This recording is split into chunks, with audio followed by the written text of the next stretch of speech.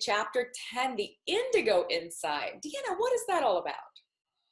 The insight's all about the brain. And so here we've moved up with all the colors up into now the brain area. And so when we think of the insight, it's not just the insight into something, but also perspectives and intellect and imagination and intuition.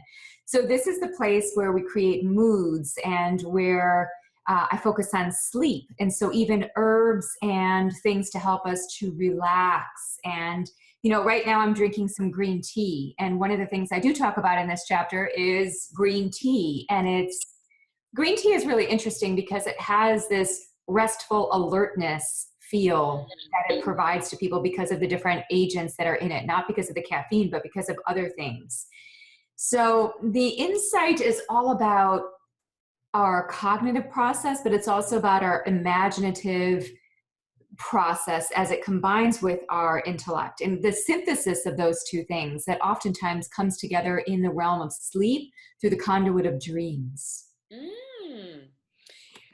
What an interesting topic, because one of the things that I've learned is that it's the imbalance in our bodies that gets us to lean towards one side or the other. You see some people getting just too logical, too rational, too critical, and they lose that creative side, or some who end up being overly creative but then indulging that side, and sort of that yin-yang imbalance. And are you saying that by having certain kinds of foods, you can naturally create balance in the body?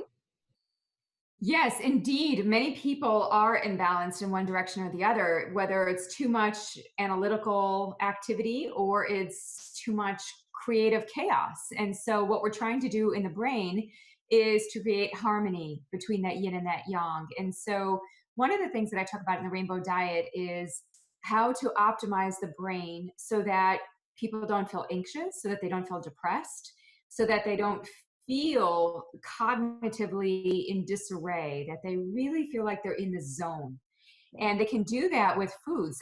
Just like I was alluding to this in previous chapters too, about how the different colors of food lead to different changes in mood, especially the blue, purple, or the indigo colored fruits and vegetables. In fact, there have been a number of studies on blueberries, blackberries, purple grape juice, all showing the connection with modulating mood and even cognitive activity as it relates to learning and memory.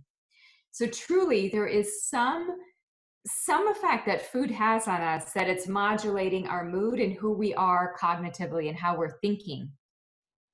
And what a simple way to bring alignment in the body if if we're not into things like meditation and acupuncture and yoga. So I love that.